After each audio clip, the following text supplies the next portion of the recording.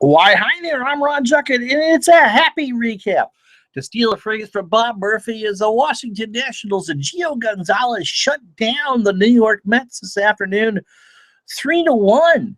The Nats have now won 7 straight.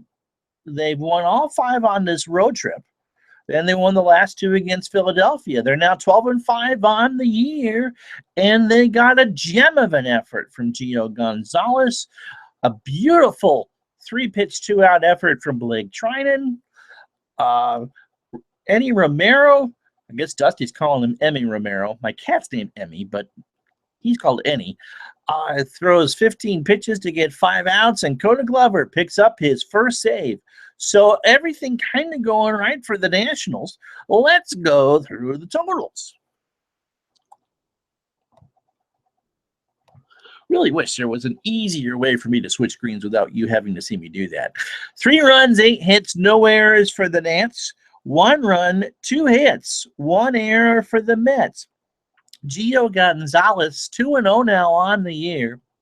Jacob deGrom takes the loss, 0-1. He walked 6 and struck out 10, which I believe is a handful of pitchers in New York Mets history have done that. I saw from ESPN.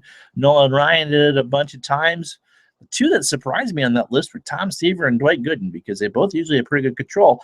And Coda Glover gets his first career save. He only had to face 1 batter, but hey, it's all that matters. It's a big win. No one else has currently played in the division.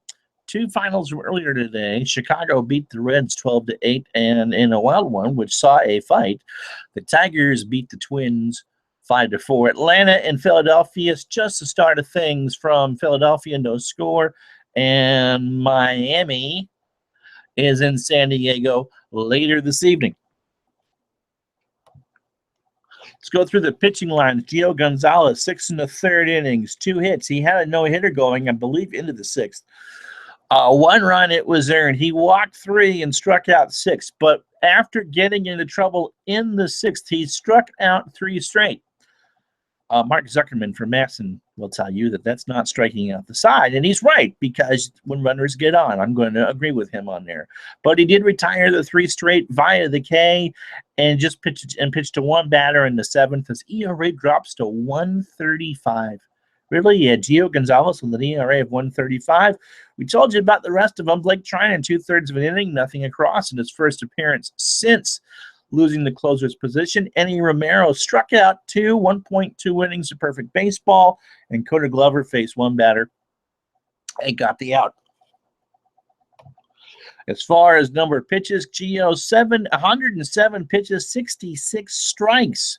And the bullpen, let's see, 22 pitches, 14, and 16 strikes between the 3. That's pretty good. 6 balls to get 2 2/3 innings. That's what we're talking about. The only extra base hit for the Nats today, or there were 2, I'm sorry. Eaton with a double off of deGrom, and then Turner doubled home Eaton for the first run off of deGrom. Good to see Turner. He went 2 for 5 today with an RBI. Struck out twice, but the average jumps up to 208 and looking a lot more comfortable with the swing. And in fact, he really should be 3 for 5, because in the 9th, off of Jerry Blevins, he had a comebacker and beat it out. He beat out a comebacker. The throw pulled Jay Bruce off the bag, but my goodness, what lightning speed by Trey Turner. So lots of good things to come around. There was a little bit of discussion with a point I made during the game, and this, I did not see Murphy get thrown out at home. I was trying to go from the delay of MLB TV to the liveness of Fox Sports 1, but Fox Sports 1 insisted on showing interviews after the well, it's not the Busch series anymore. It's a second tier NASCAR series. I think it's the Xfinity series. It really doesn't matter. And so I missed the play, but Murphy, who was on bad wheels, remember he's missed some time because of that, was sent home and was out by 1.5 miles from my understanding. I guess he tried to make it close from something that I saw. And I said, you don't send the runner there. And a couple people questioned whether of course you do. It's like, no, you don't pull yourself out of things. They had gotten to DeGrom. He was starting to miss the strike zone. He was allowing base hits. You don't stop that momentum, and certainly you don't stop it for a runner who can't run. If it's Eaton, Turner, or Harper, okay, yeah, you let your chances be as they may. But with a slow runner, you don't hand other teams outs. That's the point I was trying to make, and that's hard to get across in a 140-character tweet. Let's see if anyone's actually commented on anything as far as after the game. As soon as I find the mouse. Romero. A couple of you were talking about, one of you asked me about whether I thought Romero was going to be good today or not. And I said, if he can keep his, if he knows where he's pitching. And today he certainly did.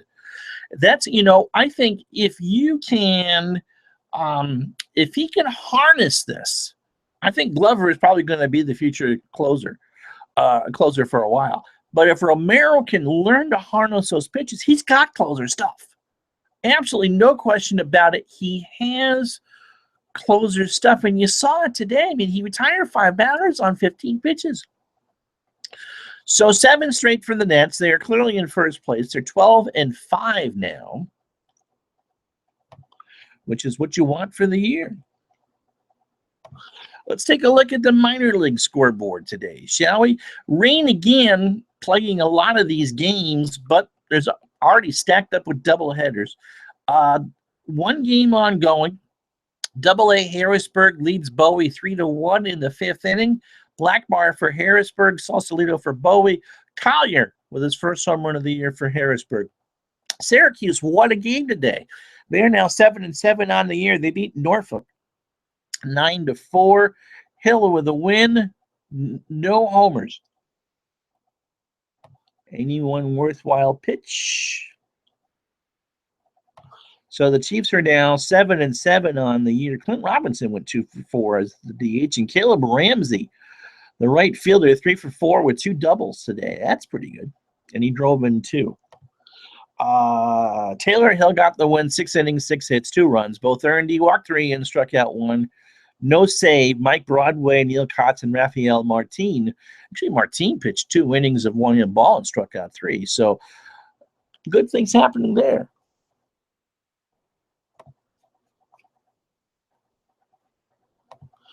Potomac and Hagerstown were rained out. So real quick, if you want to drop something in the chat, love to hear from you. I've talked about with Ricky before that I think that there's some, Trey Turner kind of compares in some ways to Ricky Henderson. I asked Buster Olney about it, but since I don't have the exact quotes, I won't tell you. I can't remember exactly what he said, which is why it wasn't in the article. Oh, by the way, I talked to Buster Olney about tomorrow night's game, and go to District on Deck and read that and listen to part of his interview. I'd ask if, Ricky Henderson, and he was, of course, smart enough to tell me no. But I heard Matt Vasgersian say on Fox Sports 1 that Dusty Baker now has kind of said that there's some Henderson-esque stuff there. And, I'm not saying that he is Ricky Henderson or can do that, but he does have power and he can steal bases.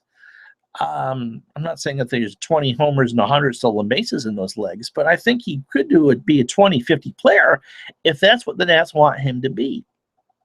Only compared him to Mookie Betts, which I think is a pretty good comparison.